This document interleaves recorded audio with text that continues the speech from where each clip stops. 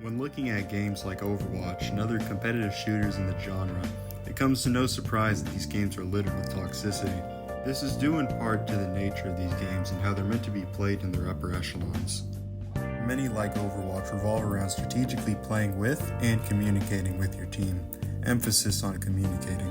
So naturally as humans are, most never want to be at fault regardless if they are or not. Quote by Teddy Roosevelt, "If you could kick the person in the pants responsible for most of your trouble, you wouldn't sit for a month." So naturally as humans, we are never at fault. So when you inevitably lose your game due to your foolish teammates and their poor performance, and even potentially yours, the only person to rightfully blame would be those around you, or your teammates.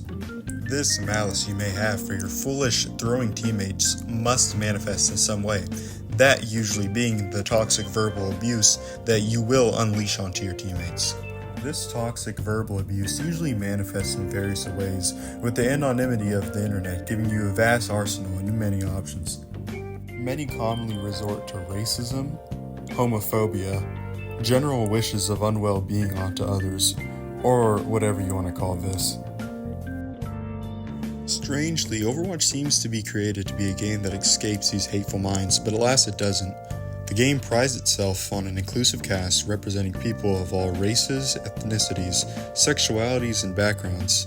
So it certainly comes to a surprise when a game that advertises itself to look like this ends up usually sounding like this. A loss.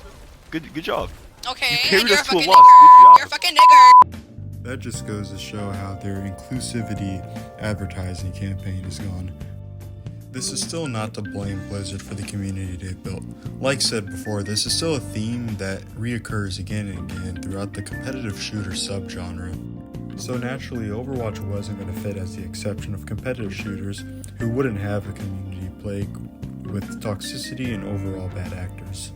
For better insight, it would be helpful to look at some first-person accounts of these low-quality persons to truly analyze the problem and see if there's a possibility of curing this plagued community.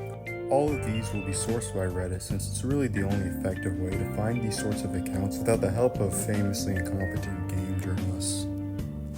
This first post comes from Reddit user according_switch_760 on the r/Overwatch subreddit, venting his frustrations about the Overwatch community, similar to what I'm doing right now.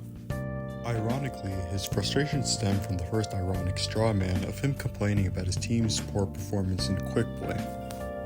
To put in perspective, that would be as if an NBA player or 5-star college basketball player were to be complaining about his teammates in a pickup basketball game at his local gym. It's not unnatural to be irritated about poor teammates. Naturally, most people want to win and succeed, but it really isn't that serious in a game designed for quick play, as it's named, in unserious matches. And this post goes to show a truly bad display of OP's character. And I quote, OP says, "This is a team game, not Fortnite. Your plays are toxic. Just because you're not using your words doesn't mean that your entire gameplay isn't toxic. Sad people here.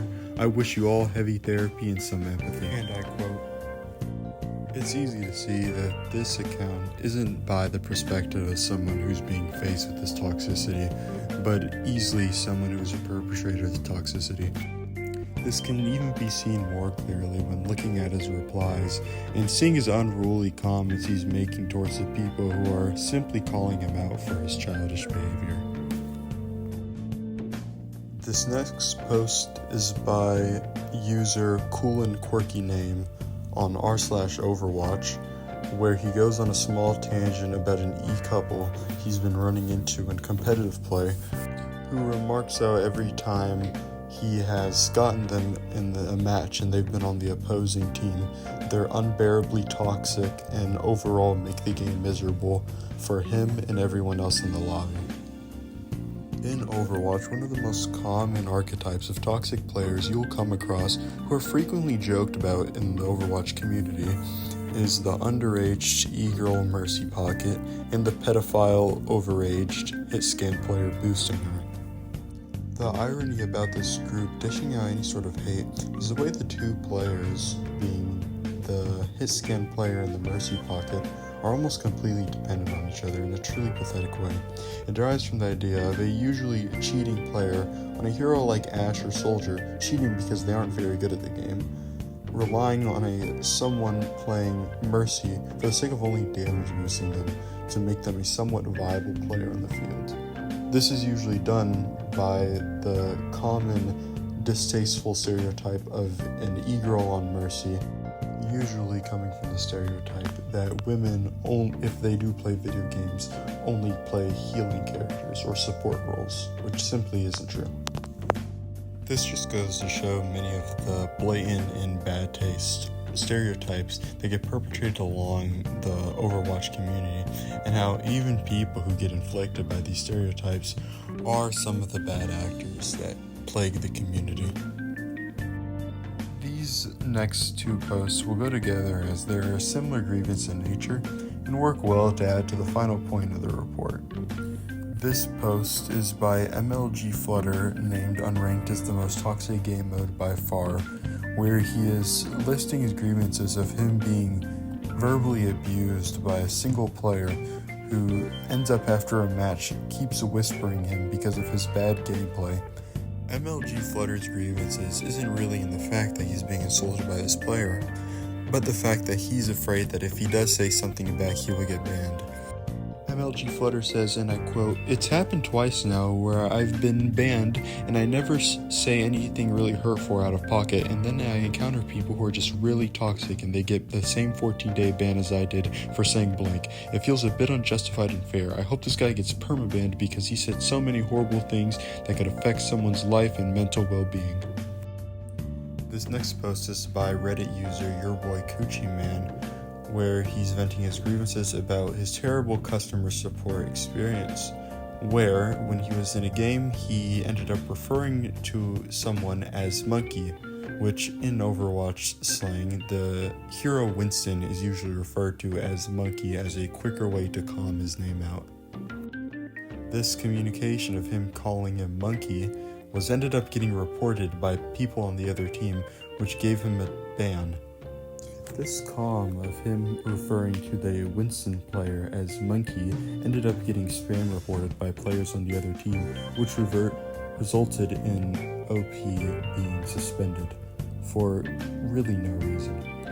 The connection both of these posts have by YourBoyCoochieMan and MLG Flutter show the incompetence shown by the moderation staff team, and how MLG Flutter lists how the moderation doesn't scale punishments with severity, and some people end up getting let off the hook for saying extremely hateful things in a similar fashion to someone who may have said something as insignificant as the F word. OP YourBoyCoochieMan, on the other hand, gets straight up banned for nothing, but because multiple people decided to spam report him on the other team, showing how the systems that are kept in place to protect players from verbal and communication harassment can actually be used maliciously against them.